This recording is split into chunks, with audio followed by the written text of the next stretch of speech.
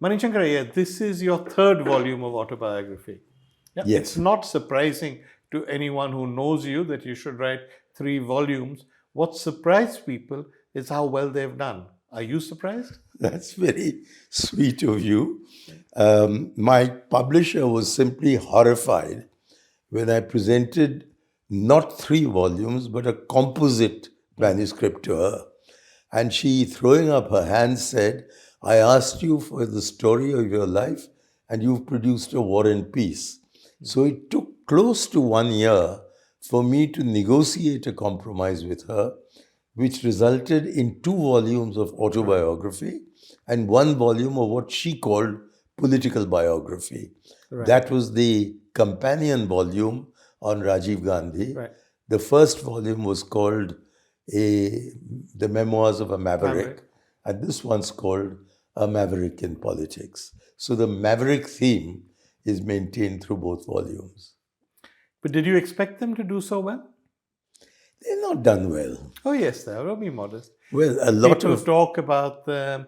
They've made an impact. Political memoirs hardly ever make any impact in India.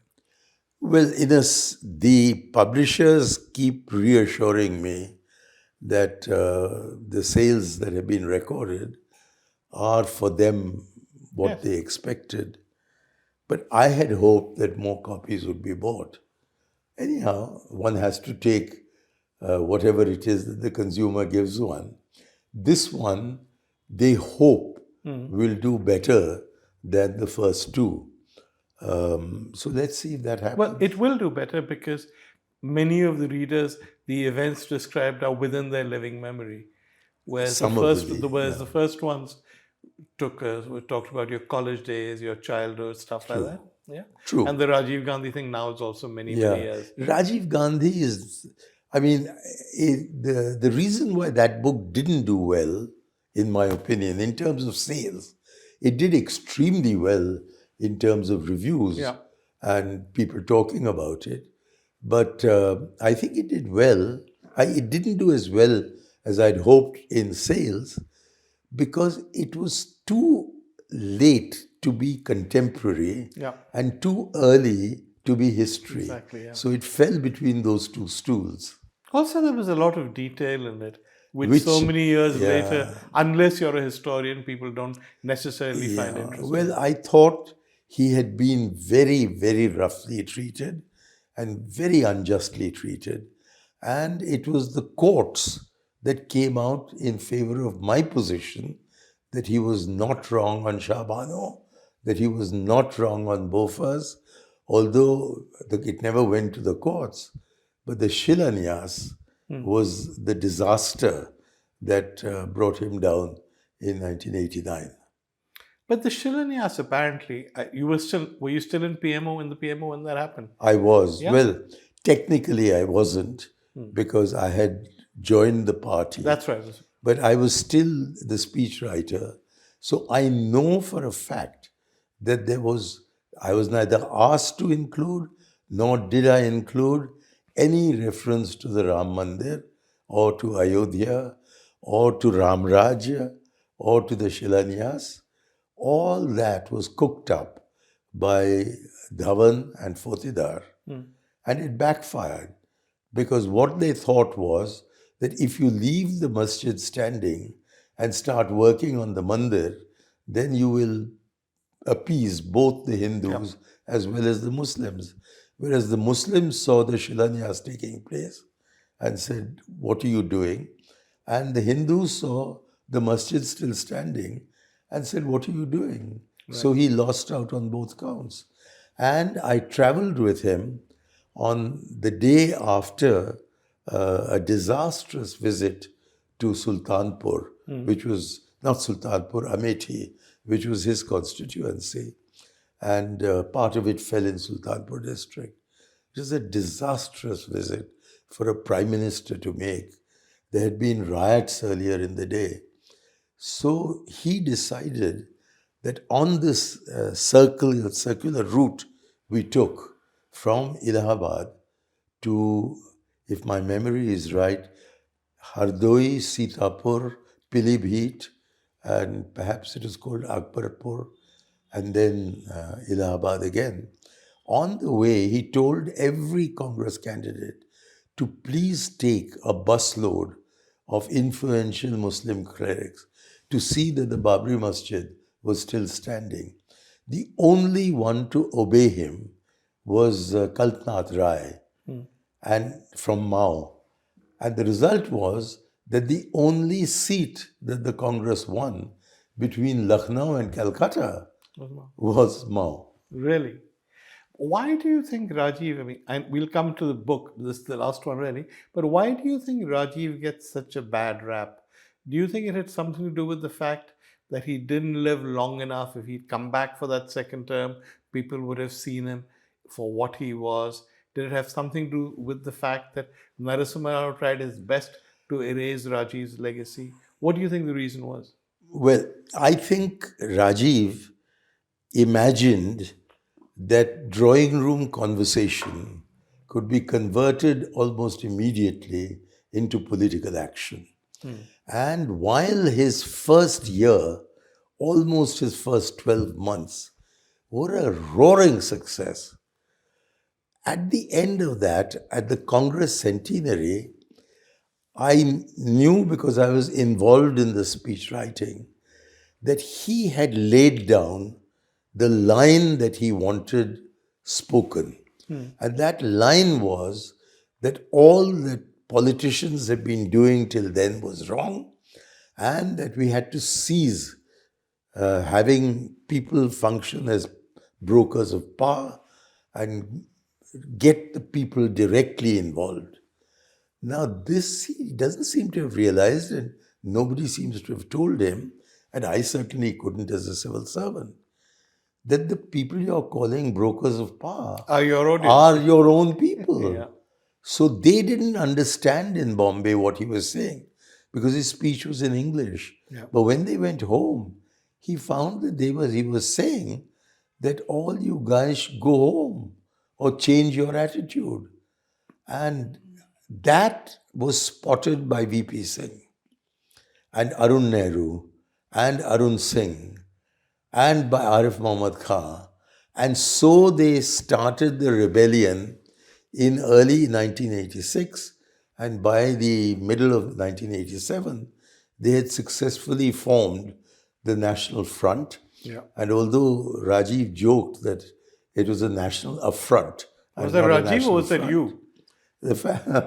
the fact is that that national affront Yeah. won the election, defeated him, which meant the curious paradox that in 1984, December, he had won by the largest majority ever. Yeah. And in 1989, December, he lost by the largest fall in votes as seats ever. And yet he had the largest number of seats.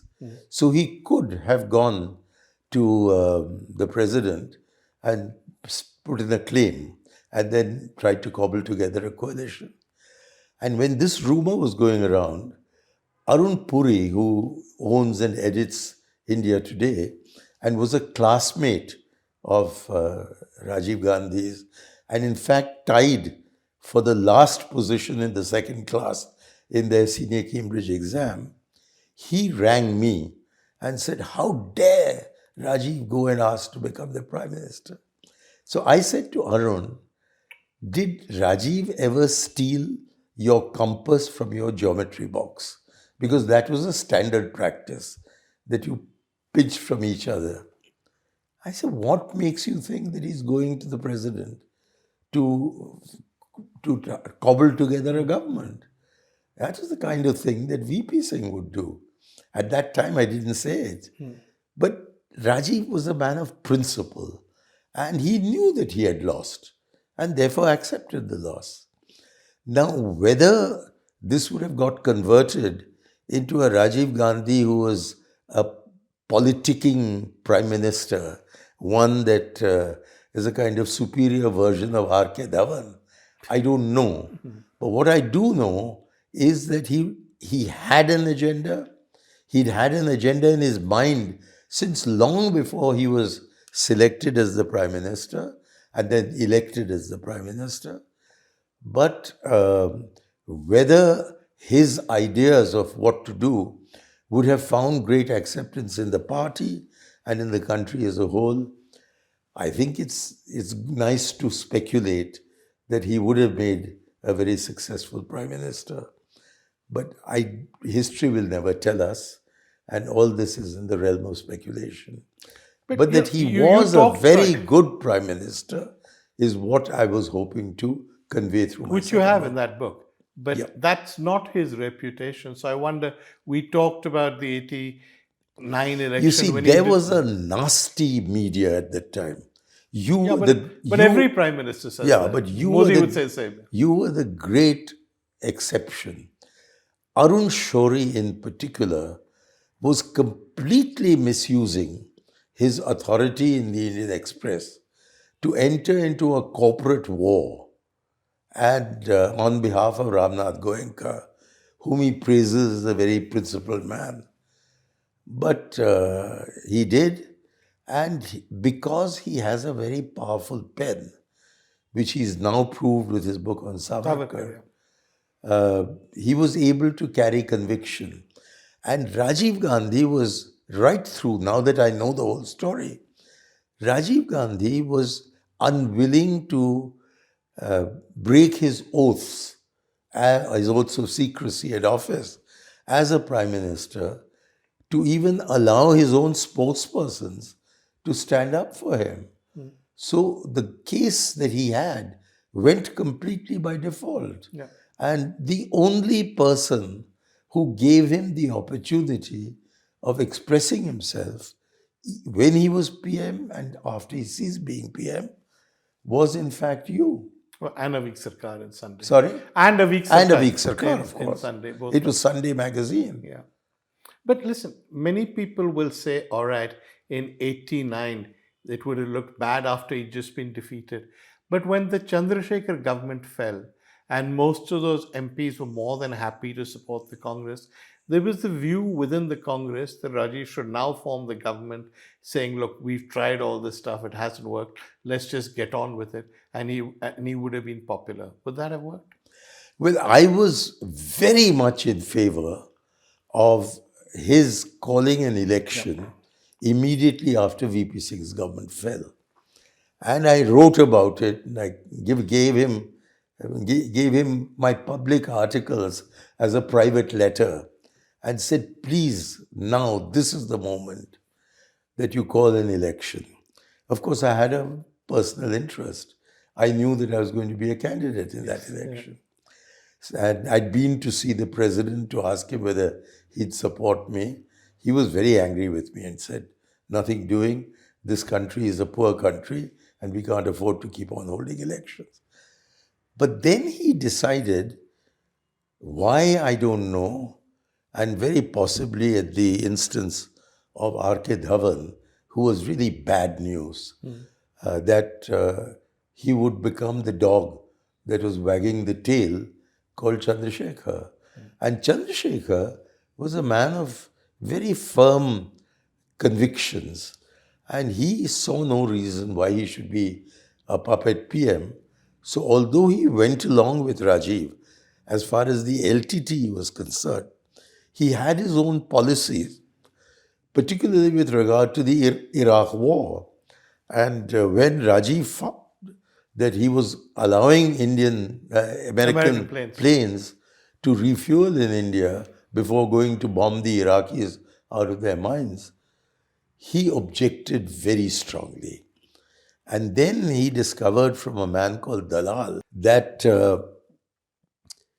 Chandrasekhar had been informed by somebody he had sent as a kind of secret envoy to London to try to persuade the Khalistanis to behave themselves, if you like, that there were numerous plots being hatched under Dr. Jagatjit Chauhan to murder him. This is the Khalistan. It included the Ulfa, it included the LTT, it included the Khalistanis, it included anybody with a gun who wanted to kill the Prime Minister. And this man, Dalal, rushed to him And this is February, and told him this. And Rajiv said, "What can I do? I can't do anything about it. You've told it to the Prime Minister. And if the Prime Minister doesn't want to act, I cannot invoke SPG security for myself." And the worst happened. Yeah. So the anger with Hang on. Chandrasekhar, What you just said is that somebody who was in the know came and told Chandrasekhar about these plots. Chandrasekhar did nothing. Yep. He came and told Rajiv. Rajiv heard him out and said, "I'm not sure what I can do." But knowing that his life was now in danger from all these multiple sources, he still went ahead, called an election, and campaigned openly, risking his life in the You full s- knowledge that this could happen. to understand that, Yeah. you have to remember that on the day, 31 October 1984, when Indira Gandhi was assassinated, Sonia was terrified that Rajiv was being asked to take over the position. And she said to him, "But we'll be killed." And Rajiv replied, "We're all going to be killed anyway." So I said it in Parliament after his death, that all the 6 years that I was with him, Rajiv Gandhi walked in the shadow of death. And I walked in his shadow. And now he's gone, I said, and I'm left in the shadows. That was how I opened my oration on the subject of his death. So he was fully conscious of the fact that there were assassins lurking behind every bush. And so he invented in his mind this idea of the SPG, got them trained abroad, and put in place a system of security for the Prime Minister, which unfortunately neither he nor Chidambaram, who was his favored Minister of State for Security, understood had to be applied also to ex-prime ministers. Who were at greater risk than, say, Chandrasekhar, for instance, at that time? There was nobody at as much risk Yeah. as Rajiv was. And it was said to him by G.S. Bajpai, it was said to G.S. G.S. Bajpai Bajpai, of RNAW. who was the RNAW. Chidambaram wrote to him. Chidambaram went and met him. And Rajiv was somehow not entirely satisfied with Chidambaram's intervention. So he asked me to draft a letter to Chandrasekhar. And I know, because George told me, that perhaps This is with V. some George, corrections. his PS. This was in January. No, we're talking about V. George, Rajiv's PS. V. George. Yeah. V. Okay, George. go ahead. Yeah. V. George. That he had made some minor corrections and the letter had gone. But I'm not able to get from George's archives a copy of that letter. And of course, the Cabinet Secretariat won't disclose it. But I know that a letter was sent to him, sent by the Prime Minister to the former Prime Minister to the Prime Minister. So it wasn't in the interventions that took place at the official level. When he found those were not working, he just said, "Well, I have to live with it." And he started his touring of India as an opposition leader only after it became clear that he was not going to be given, or rather, SPG cover would be withdrawn from him. He was told that by an interesting, if odd coincidence, today, Mahatma Gandhi's birthday, at Rajghat in 1991, Who told him? 1990. Who told him? VP Singh. Okay. VP Singh told him, "I'm withdrawing your security." And I happened to have been asked to meet Rajiv at Rajghat. So probably the first person who was informed by Rajiv that SPG was going was me. Really. Let's talk a little bit about you. It's no secret that you worked as a civil servant for Rajiv Gandhi, that during the time you worked with him, you were very impressed by his vision for India and of India. You thought that there was very little you could do as a foreign service official to actually carry that forward. You said once, memorably, the biggest decision I've had to make in the foreign service is red or white. So you believed that the only way you could contribute effectively was to join politics. You joined politics, you were considered to be part of those who Rajiv understood, knew, liked because they understood what he was about. And then he dies, suddenly, unexpectedly. Did you think at that moment your political career was over? Well, it was as if I was in an aircraft which was taxiing for takeoff Yeah. when he was killed. He was killed on the 19th of May, and the elections were due originally to take place on the 21st. Right. Then he postponed his visit, and they came in, and the elections were going to take place about a week later. And he was on his way to my constituency. He was at Sri Perumbudur, and he was killed. Yeah. And I learnt about it in the middle of the night as we were making arrangements for him to arrive at 9:30 in the morning, which was a very inconvenient hour to run a political rally. But he was coming. And as the investigation subsequently revealed, they had planned to kill him in Mailaduthurai because they knew that he would be coming for me. Yeah. And then when Sri Perumbudur was mentioned, there was an advance team sent to Mailaduthurai in case something went wrong at Sri Perumbudur. But they happened to kill him. Otherwise, probably Sunit and I would have been blown up along with him. But you remember that early reports said that you were one of the victims of that blast. Yeah, I think they mistook Suman Dubey for me. But he wasn't a victim either, because early He reports wasn't. said early In reports fact, said the only victims were Rajiv and his personal security officer, a man called Gupta, Pradeep Gupta. And I must say, Sonia's been looking after Mrs. Gupta ever since. But despite people saying your career was over, you went on to have quite a distinguished political career. You became a minister. You achieved various things. Was that a surprise? Did you have to work very hard to manage it? Or were you lucky? You know, I wasn't conscious through the period from 1991 to 2010 that there was any major obstacle in my way. Really?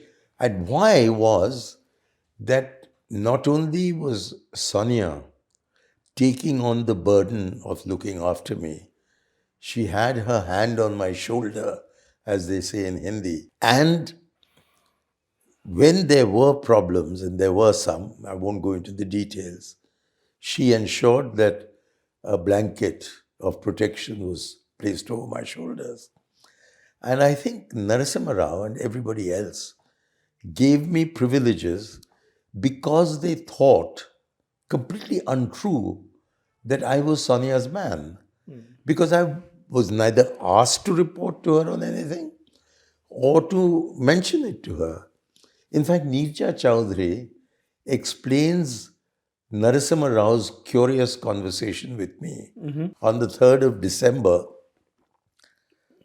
3 days before the Babri Masjid fell, as having taken place because Narasimha Rao wanted me to convey his concerns to Sonia Gandhi, the action he was taking. He was not taking any. To Sonia. But Sonia had not asked me, and Narasimha Rao didn't ask me. So I think she got it wrong. It was simply that I had a reputation of being very close to the Gandhi family.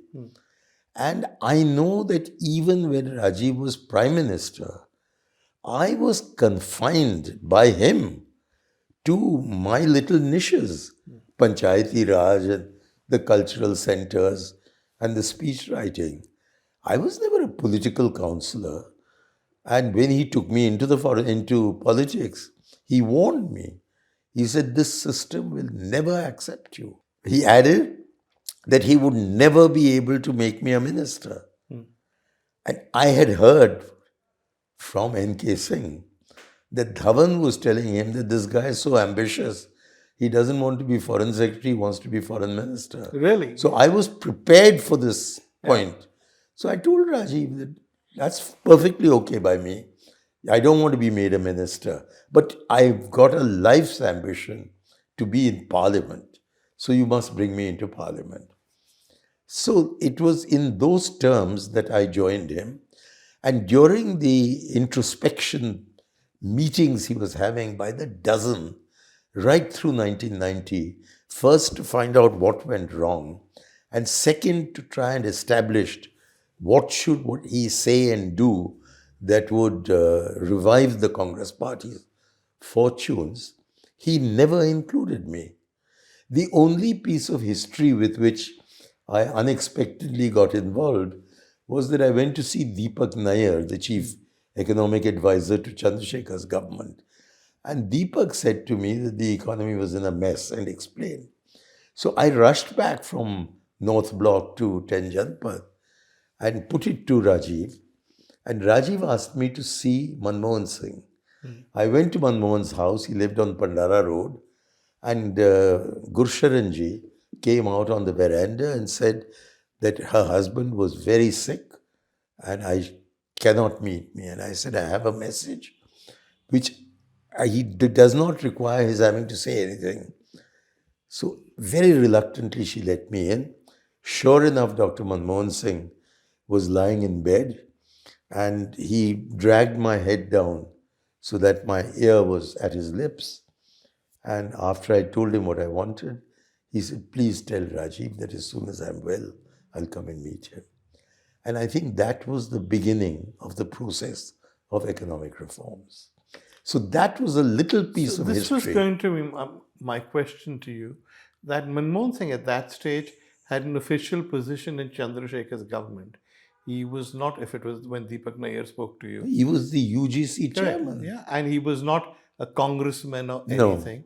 There was no history between him and Rajiv, except perhaps for the one time when Rajiv referred to that bunch of jokers at the Planning Commission when Manmohan Singh was there. So why would he send you to talk to Manmohan Singh? Because I think over the period of 1990, certainly some of those who were involved have said this to me, he was persuaded against his grain that the economy needed to be liberalized, privatized, and globalized, the famous LPG, and that the best person to do it might perhaps be Manmohan Singh.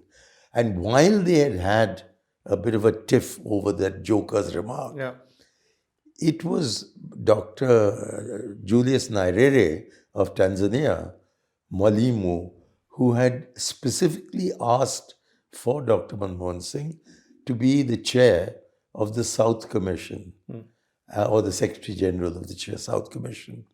And Rajiv had happily parted with him. So he knew that Manmohan Singh had a thorough understanding of the rationale of the socialism from Nehru to Indira Gandhi, but Rajiv himself was inclined to make changes without removing the word socialist. And Dr. Manmohan Singh seemed to be the right Nehruvian, the right Indrevian to bring about the change. Although the change was portrayed by everybody, especially the business community, as being utterly radical, Dr. Manmohan Singh himself was very careful to point to continuities, particularly with Rajiv's policies. And he always said that the reform process started in the 80s or the late 80s with Rajiv Gandhi. But that was, I think, to exaggerate it a bit. But It's interesting you should say that, because the conventional view is that Manmohan Singh was sitting at home, had no interest in being part of any ministry. Narasimha Rao, at the urging of Alexander, first asked I.G. Patel to be finance minister. I.G. Patel said no. And what about Manmohan? And so Manmohan was called, and he said, "Okay, if you want me, sir, I will do it." But he was a complete outsider. You're saying not as much of an outsider as we think, because Rajiv was already in touch with them about In these things. respect of Dr. Manmohan Singh, Yeah, I think it is wrong to create a dichotomy in his relationship with Narasimha Rao and Rajiv Gandhi. Neither of them knew him very well, but his reputation went before his posting. And he was therefore, especially after I.G. Patel said no, on grounds of age, yeah. that there was no alternative to him. And he came in with a very clear mind as to what should be done. But I don't think he anticipated the extent to which he would become the hero of our political class later. On the first day when he presented his budget in July, I'm not talking of the interim budget, but the full budget in July, there was a meeting of the Congress Parliamentary Party. And the only two to support him were Nathuram Mirdha and myself. And my argument had nothing to do with economics. I just recounted the story and said, please take this as Rajiv Gandhi's budget. But the version that's normally spread, which is by many congressmen, which is that yes, but Rajiv would have done this too. He converted to capitalism because of Pranab Mukherjee, who wrote a very liberal manifesto for the Congress party. And Pranab was therefore the architect of liberalization, but never got the credit he deserved. I think that's a huge exaggeration. Yeah. I had a great deal to do with the manifesto. Yeah. So much so that to mock it, journalists started calling it The manifesto. Yes. So I know what went into that. I know who were the ones who contributed. And Pranab Mukherjee was still emerging from the shadows. Yeah. And while he had been turned to by Rajiv for the Tripura election in 1988, in 1990, his rise was still very tentative. And I know this very well because my little office, it is not much bigger than the space between you and me, Yeah. that little office abutted on an enclosed space that had been created in the next office for Pranab. And Pranab was still hanging around with papers as if he was an undersecretary, not as if he was a leader.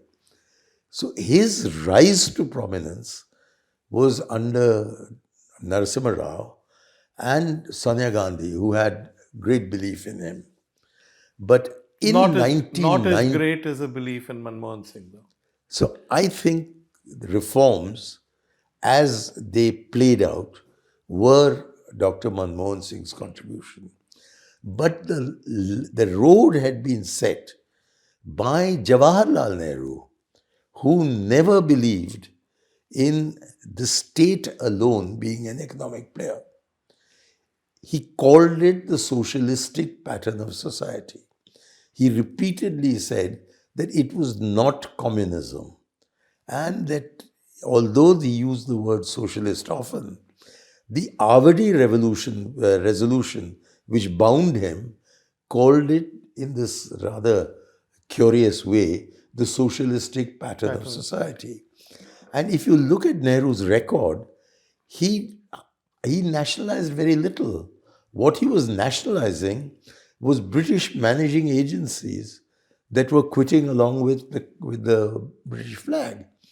And that is why I had a terrible time in Saddam's Baghdad explaining to Iraqi officials that Bird and Co. is an Indian public sector company, that Andrew Yule is a public sector company. But there are, apart from the railways and the airlines, there was very little that was nationalized. And while Gandhi's time, they said Tata Birla ki Sarkar, that is what it was all through Rajiv's Jawaharlal Jawahar Nehru Nehru. stay. And he spoke to the FCCI, to the Ficky. FICCI, Yeah. and he said, I, my policies are not against you. It's simply that you do not have the capital, you don't have the technology, and you don't have the access to be able to bring in technology and capital on the scale on which the heavy industrialization of India is to be done. So you handle the light industry sector, and we'll handle the heavy industry sector. So it was Indira Gandhi who carried nationalization, And who I went think, very much more excessively. left than her father. Yeah. Yeah. Okay, So, but let's get back to Narasimha Rao. yeah. Because around that time you've joined politics, and all the people Narasimha Rao depends on, from Pranab Mukherjee to Shankar Rao Chavan, etc., were not really people who were very close to Rajiv. They tended to be Indira Gandhi's people, people who'd been his compatriots. So, did you feel this was not the Congress you had signed up for? You see, the person, the sort of the elephant in the room Yeah, for Narasimha Rao was always Sonia Gandhi, yeah, because he knew, and nobody could know better, that it was she and she alone who was responsible for Sharad Pawar not gathering the votes required and making Narasimha Rao the president. And he was opposed tooth and nail by Arjun Singh. yeah. And Arjun Singh was leading the dissidents. And we later knew who the dissidents were, because Arjun Singh was responsible for the Tiwari Congress. Right. So the Tiwari Congress, which included Sheila Dikshit, it included Natwar Singh, of course it was led by, allegedly, by N.D. Tiwari, and Arjun Singh was very much the engine that drove that motor car. All of them had been close in one way or the other to Rajiv Gandhi. So I think it was a revolt of those who felt that Narasimha Rao was moving from the path. One of their objections were fourfold, and I've often talked about this. One was they thought Panchayati Raj was rubbish. So what Rajiv wanted to do for democracy, they didn't think it was rubbish. Narasimha Rao thought it was rubbish. So they wanted to capitalize on Rajiv's name by invoking Panchayati Raj. Second, on secularism, they could see much better than outsiders like me or marginal people like me that Narasimha Rao was selling secularism down the Ganga, or I should say, down the So Sarayu. I'm going to have to interrupt. You really mean that? Like, Oh, absolutely. Why? Well, as I've explained to you on the occasion of the conversation we had on my first volume, Narasimha Rao had told me when I was running my Ram Rahim Yatra, that had summoned me to Delhi. He said to me, I have no objection to your yatra, but I don't agree with your definition of secularism. So I asked him, why? What's wrong with my definition of secularism? He said, you don't seem to understand that this is a Hindu country. I was appalled. I said to him, but that's exactly what the BJP says. And later I discovered that he had sabotaged the agreement on Siachen, which took place between NN Vora and my friend Salim Jalani from Pakistan, who was the defense secretary. He sabotaged that because Advani told him that with whom he was very close, because without Advani's support, the Narasimha Rao government would not have lasted. So Advani told him that I can't have you making friends with Pakistani Muslims when I'm trying to sell some compromise to the Hindus on my side. And that is why Narasimha Rao sabotaged that That one. agreement after it had been initialed. And the press conference had been called on the following morning. But that's not selling secularism as much as relations with Pakistan, right? Are you going to make the same case for his attitude to India's Muslims? No. What Advani's point at that No, time. I take Advani's point that I can't sell any kind of No, no, thought he's to my- Narasimha Rao, to save his government and to save his technique of preserving the Babri Masjid, which was to bring sadhus and sants in by the dozen, with Rangarajan Kumaramangalam escorting them the Prime Minister's house. And out of it was to try to talk to Advani and his group in their own idiom. And up to a point, he seems to have succeeded because Kalyan Singh agreed to obey the instructions of the Supreme Court. And Advani said that as the masjid fell, it was the worst day of his life. Yeah. So, very possibly, there were tensions in the Sangh Parivar as well between those who said, "What nonsense, why are you talking to this chap? And let's get on with destroying the masjid because it's a vivadit dancha. It is a disputed place. It's not a mosque at all." And Advani trying to find a negotiated solution.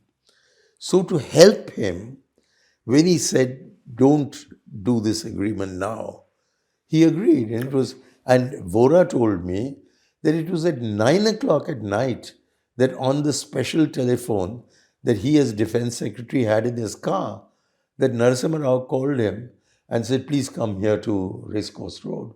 And there told him not to go ahead with the signing ceremony. And because Salim Jilani is a very old friend of mine, he has reinforced the story in all particulars. Do you think Advani knew that the Babri Masjid was going to be demolished, or you think that they did it behind his back? I strongly suspect that he thought it might happen, but perhaps hoped in that Micawber-like fashion that he has. He's always rubbing his hands, as Charles Dickens describes I was about Micawber. to say that. The description you're referring to is Uriah Heep, not Micawber, but no. So you see, he was, but Murli Manohar Joshi probably was in the know and would in any case have been delighted if he was in the know, which is why Uma Bharati was caught on camera, Hugging him. beaming away, hugging him from behind, whereas Advani was never caught in that kind of a posture. Advani left, actually. Sorry? Advani left the moment the demolition started. Pramod Mahajan Yeah, he escorted left. Advani You're out. right. You're So right. he wasn't He there for did. it all. Sadhvi Rithambra, who was one of the stars of demolition, And has she's- just been honored she's by the just government. been honored. By the government. Just you of can India. just see where this government is going. Do you think that the kind of secularism you fought for, the Ram Rahim Yatra, etc., has any meaning or any relevance to today's India? It has much more relevance today than it ever had. Explain that. Because if you have Gandhiji and Pandit Nehru advocating secularism from a religious point of view, from a Hindu's point of view, and from a statesman's point of view, and the country as a whole accepting that philosophy and remembering the horror of what happened when religion became involved with politics in 1946-47, it was not necessary to advocate secularism. Yeah. At that time, it was necessary to advocate Hindutva. Now that you don't have to advocate Hindutva, because Hindutva is in power, it becomes very necessary to advocate, practice secularism. It's not, you need to do it cerebrally, you need to do it through articulation, and above all, you need to do it through action on the ground. And I'm afraid the Congress... I was going to say that this is clearly not the Congress party's It's view. not, no. There is a feeling that Modi has won and is continuing to win because he has persuaded the people that we are appeasing the Muslims. Yep. Whereas the truth of the matter is that we've never appeased the Muslims. We've actually appeased this lot, which is why they've come to power. We've appeased the Hindutva lot. What we were demonstrating was compassion towards a minority that was in a very difficult position, because while it was loudly proclaimed by the Hindutva people more than anyone else that they've got their country, why don't they go there? We were saying, the country as a whole was saying, and certainly Gandhiji and Pandit Nehru was saying the same thing, that on the contrary, an Indian is one who's a citizen of India, and it doesn't matter what his religion is. Now they are focusing, especially in their unguarded moments, on the fact that it is your religion that determines your loyalty. So it is undiluted Savarkar and Golwalkar Yeah. that is being served up as Hindutva. And Are you optimistic? instead, Are you optimistic this will change? Because I am optimistic because the rationale of secularism is implicitly spelt out, but very clearly spelt out in Nehru's discovery of India, which he wrote under pressure of Jinnah rising and the Muslim League, which had only got less than 5% of the vote in separate electorates in 1937, looking as if after, especially after 1940 and the so-called Pakistan resolution, as the party that was winning the game. It's totally communal attitude, saying that we can't live with Hindus. And Savarkar, on the 15th of August 1945, 2 years before independence on that day, had said that he agrees with Jinnah, that there are two nations. yeah. So in these circumstances, they decided that if you looked at the history of India, it was a history of being open to ideas that came from abroad. It was a history of absorbing ideas from abroad, then assimilating them, and finally synthesizing them so that what we had inherited before the invader came remained, and what new things the invader brought were actually made into part of our civilizational ethos. And the foreigners, until the British arrived, wanted to become Indians.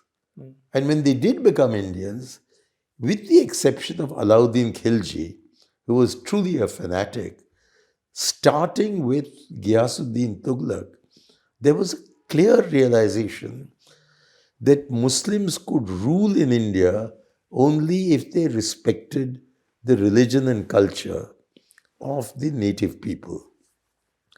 And it was in consequence of this that whereas all the countries west of India, right across to the Atlantic, became totally Muslim, and all the countries east of India, from Bangladesh to Malaysia to Indonesia and even the southern Philippines, became Muslim.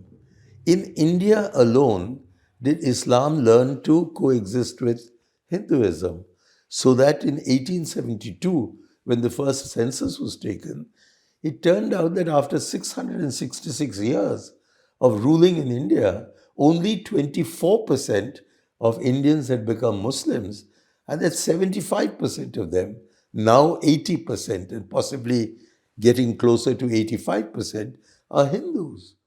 So, as we are Hindus and nobody is there to challenge it, why should we define Hinduism as not being Islam? Why should you have to prove that you're a Hindu by hating the Muslims, or by somehow subverting them, or by denigrating them, or by bringing in laws that are designed to show them up as being civilizationally inferior to the Hindus, and describing India not as an Indic civilization, but as a Hindu civilization? No problem with what you say. You said this before. My question is this the Congress's view? No, I don't think it is. So you think that's a mistake? I believe that if we do not go back to secularism as fundamentally defined, and who defined it fundamentally? One, Mahatma Gandhi, when he said Raghupati Raghava Raja Ram, and went on to say Ishwara Allah Tero Naam, Sabko Sanmati De Bhagwan. So who defined secularism the best, do you think? I said the Constituent Assembly, where newly independent Hindus constituted 90% of the membership Yeah. and included not only the president of the Constituent Assembly, Dr. Rajendra Prasad, as a believing, practicing Hindu, but many others who were pious Hindus, and whoever they were, said no to India becoming a pale imitation of Pakistan by saying that if they are Islamic, we are Hindu. They said no, on the contrary. And it was only 10% who were Muslims or Christians or Parsis or whatever. So it was a decision of the people of India. And it was vindicated. Let me give you. Sorry, I It know was what vindicated. Let me just I'm finish. going to interrupt you and give you the contrary view, which is this is correct. And Hindus supported secularism because they believed that we were not a Hindu Pakistan, but that over time the Congress, by appealing to the most primitive and backward elements in the Muslim community, by appealing always to the lowest common denominator, so it could have a Muslim vote bank all sewn up, brought this kind of secularism into disrepute. That is the argument of the Hindus. That's correct. That is the argument of the BJP. And I don't agree with it. Because if that was so, the first thing we would have done is to accept reservations for the Muslims. There's a brilliant book by a lady professor at Virginia University called, I think, Neeti Nair, who has quoted chapter and verse from the debates in the Pakistan Assembly and the debates in the Constituent Assembly of India to show that whereas many Muslims said that they needed to be assured of their representation through a quota system, when Sardar Patel said to them that please trust us, because it's only on the basis of trust that we can remain a secular country, they accepted his argument.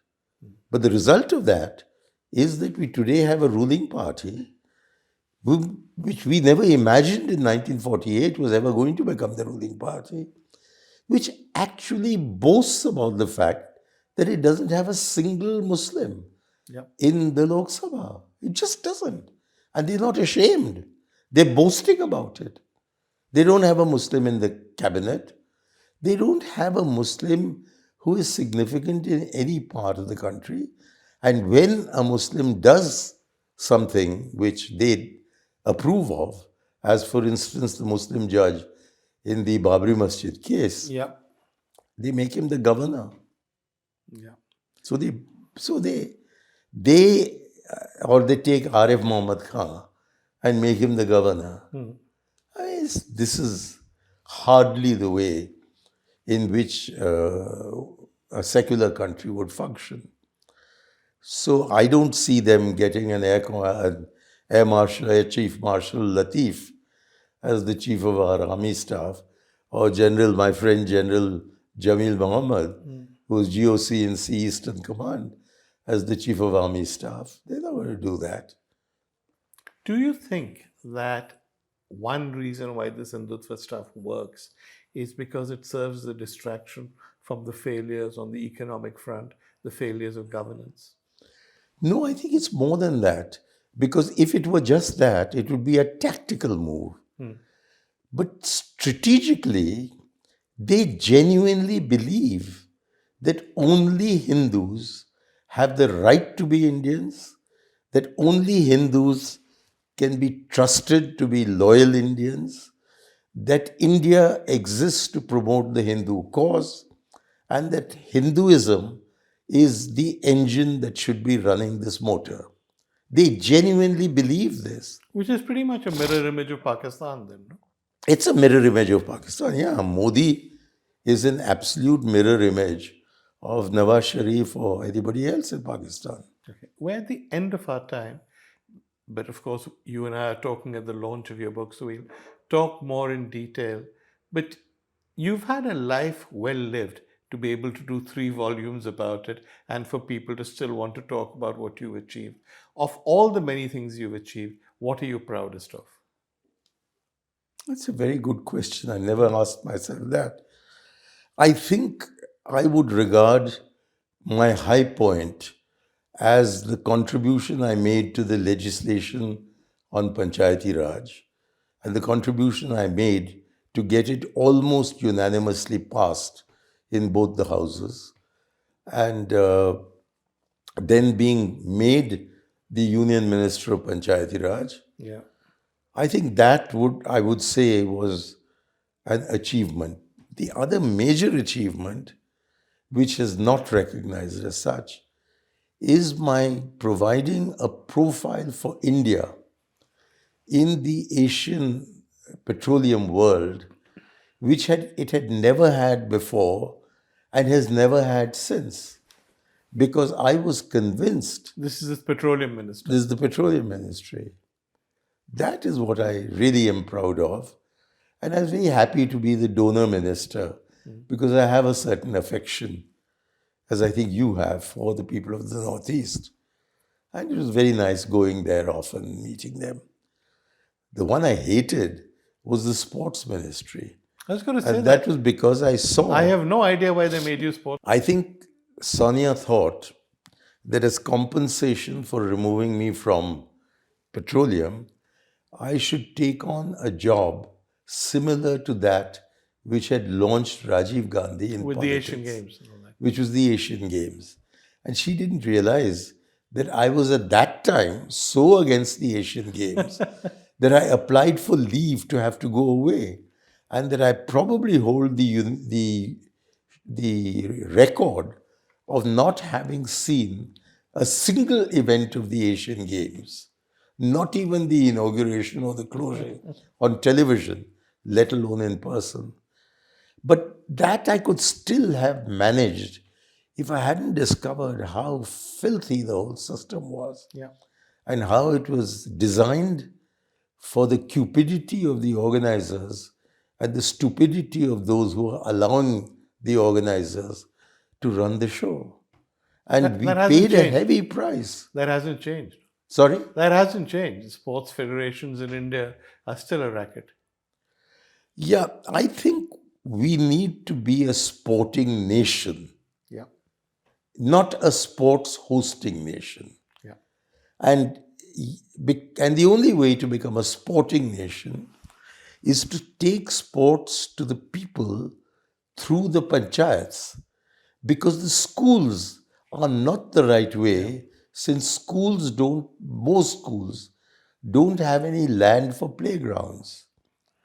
So unless we go to the people and then nurture the talent and then spot who are the exceptional ones, as they've done in Cuba, in Azerbaijan, in France, and so on and so forth, we'll never become a sporting nation. I'm going to. And yet, I said this is the last question we've Yeah. gone on. But anybody watching this will say about you that you're articulate, you're quite reasonable, you're balanced. Yet your reputation is this foot in the mouth man who every time the Congress is near an election says something stupid. Why do you think you have that kind of reputation? I think that is a more recent Yeah. image of me than it was It wasn't there earlier. And that is because Mr. Modi has, on 2 separate occasions, which are generally called the chaiwalla comment Yeah.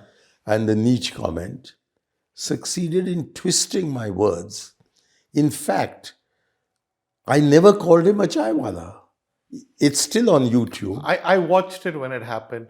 You said that we're all very happy here, referring to the AICC, and if Mr. Modi wants to come and serve tea here, he's welcome to do so. No, I Isn't said that it. what you said?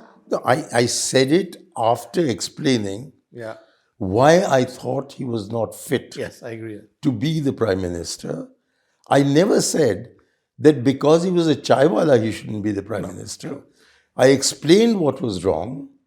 I then said that a man who doesn't know that Alexander never went to Patliputra and does not know that Takshila lies in Pakistan can't step into Jawaharlal Nehru's shoes.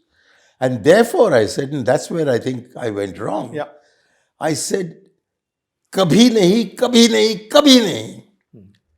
And after that, which was a very strong way of denouncing Modi's ambitions, I then said, and after he loses, if he wants to serve tea, we can make the necessary arrangements. It was obviously a quip made in jest and sarcasm. Then, as far as the niche was concerned, that happened a good 2 or 3 years later, 4 years later, 5 years later, nearly. I had said, with reference to what he had said on Rahul Gandhi, what did Modi say about Rahul Gandhi? He said that ye Baba Sahab ke baare mein kya jante hain? That is Ambedkar. Yeah. This was at the inauguration of Ambedkar Bhavan. He said, ये बाबा साहब के बारे में क्या जानते हैं जबकि बाबा भोलेनाथ के पीछे भाग रहे हैं. And I said that this is lacking in civilization. That this is not the way a prime minister should talk. He seems to be, I said, a niche kisam ka aadmi. It's And the kism part that's Modi been removed. twisted this to say that I was saying कि वो नीच जात का आदमी है. And the Congress party, instead of even asking the president of the Congress, Sonia Gandhi, or even Rahul Gandhi, they themselves decided in the disciplinary committee to prove that they were the disciplinary committee by suspending me. And then Sonia has told me later that she didn't know about my suspension. Rahul, of course, knew, but he didn't do anything about it for about 8 or 9 months. Eventually, the suspension was removed. But by then, those who were opposed to me inside the party, and it seems to be a new lot that was coming up, they succeeded in poisoning the atmosphere. And it turned out that I had written my own gravestone. So the first one, the chai thing, was probably a quip you shouldn't have made, but was still twisted out of context. And the second one was just people twisting it out of context. It was just a lie, a total lie. And then he went on next day to refer to a party I had had for the Pakistan foreign minister to say that we were conducting a conspiracy to take a supari out on him. Now, what kind of gangster language is this for a prime minister to use? And our people accepted it. And Ghulam Nabi Azad in particular, as the leader of the opposition in the Rajya Sabha, he came to a deal with Arun Jaitley that Arun Jaitley would say that Modi didn't really mean to be offensive about Dr. Manmohan Singh, who was my chief guest, but that you must condemn Aiyar. So without taking my name, he said, others who have used bad language, we've already condemned them. So that was the deal they made. And after that, I have been twice denied tickets in a constituency which I think I could have won this time by 3 lakh votes. Yeah. And I've never been given a position in the party. So I feel that I have been very badly treated. But I'm glad that Gopal Gandhi, in his review of my book, has praised me for not playing the role of a beggar, of a mendicant in the bazaar of adversity. But I've always thought that that might have been an alternative title for my book, A Mendicant in the Bazaar It of was Adversity. it would have sold very badly. This is a much better title. I think Thank you. Chicky knows what she's Thank saying. you, thank you. Mani Shankar Aiyar, lots and lots of luck with the book. I hope it generates as much debate and evokes as much interest as the last ones. And this one will sell. Thank you. Thank you very much.